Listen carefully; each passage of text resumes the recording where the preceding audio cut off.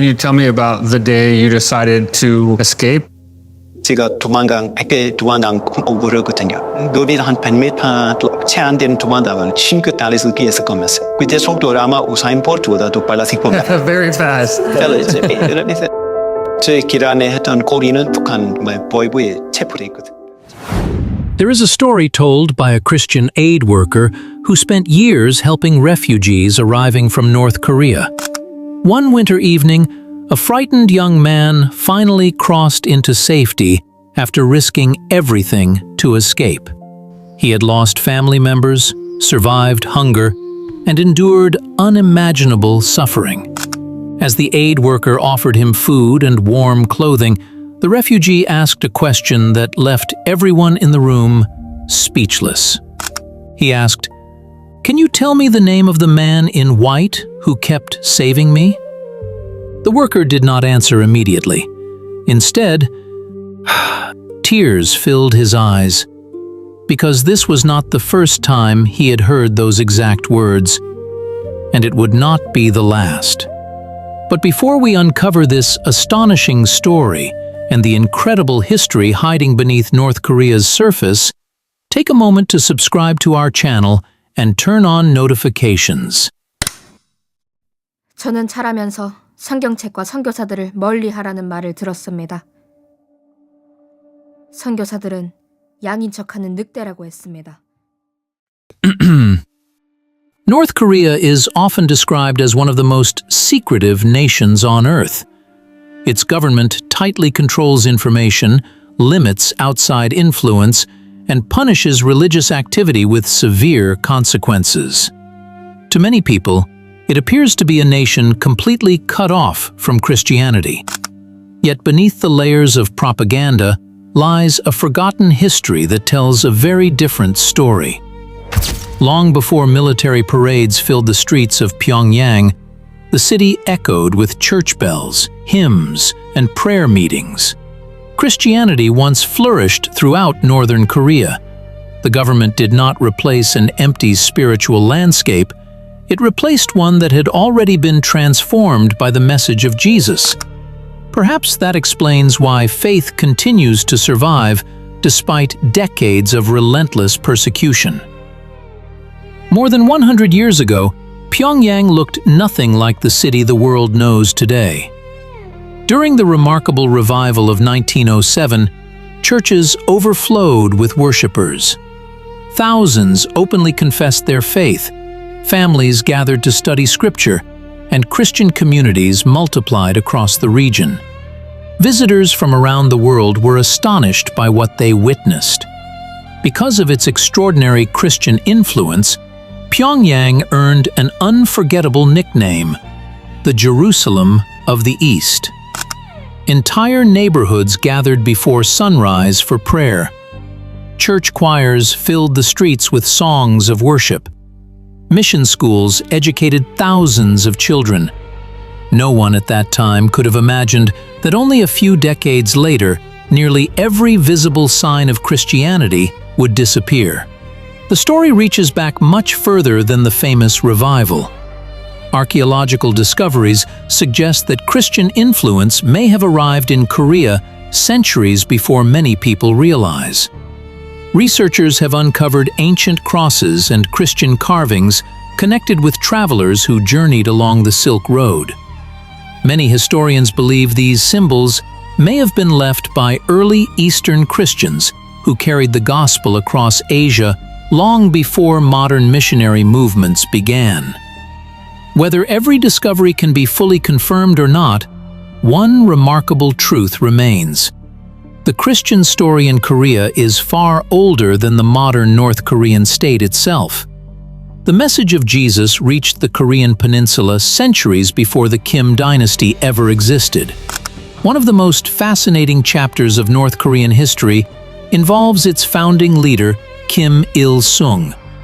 Historical records show that members of his family had Christian connections. His mother attended church and was known for her Christian devotion. Ironically, many scholars have noticed striking similarities between the political system he later built and certain religious structures. the ruling family became objects of near total devotion. Portraits are treated with extraordinary reverence. Citizens memorize official teachings with almost sacred commitment. Absolute loyalty is demanded above everything else. Many observers have described this system as functioning almost like a substitute religion, replacing worship of God with worship of the ruling family. For many years, outsiders assumed Christianity had vanished from North Korea. But they were wrong. Today, organizations that monitor religious persecution believe hundreds of thousands of Christians may still live inside the country, practicing their faith entirely in secret. Some memorize entire books of the Bible because owning one could lead to imprisonment. Others whisper prayers only when they are absolutely certain no one can hear them. Families quietly pass verses from one generation to another without ever writing them down. These believers gather in tiny, hidden groups, often risking not only their own lives, but also the safety of their relatives. Yet despite unimaginable pressure, their faith continues to survive. History has repeatedly shown that persecution may scatter believers, but it rarely destroys belief. Perhaps the most remarkable testimonies come from defectors, who claim they encountered Jesus before ever reading the Bible. Many describe nearly identical experiences. Some speak of brilliant light appearing inside prison cells. Others recall a man dressed in radiant white who encouraged them not to lose hope. Several describe being guided during dangerous escapes through mountains, frozen rivers, or heavily guarded borders. What makes these stories especially fascinating is that many of these individuals had never seen Christian artwork. Only after reaching freedom and entering churches did they recognize the figure they had encountered. As they looked at paintings portraying Jesus, many reportedly responded with overwhelming emotion. According to their testimony, they had already met him.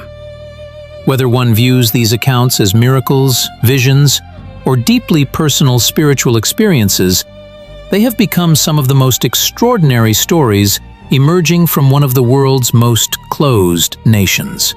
Despite constant surveillance, Christian organizations continue searching for creative ways to share hope with North Koreans. Some send waterproof Bibles attached to high-altitude balloons. Others distribute scripture using tiny USB drives that can easily be hidden. Radio broadcasts quietly carry biblical teaching across the border, and countless believers around the world continue praying for those who cannot worship openly. History reminds us that walls can stop people, borders can restrict movement, governments can silence voices, but ideas, hope, and faith often find unexpected paths forward. Nearly 2,000 years ago, Jesus declared that he would build his church and that the gates of hell would not overcome it.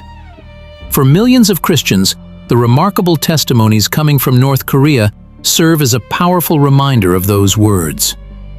In a land where faith is heavily restricted, stories of courage continue to emerge.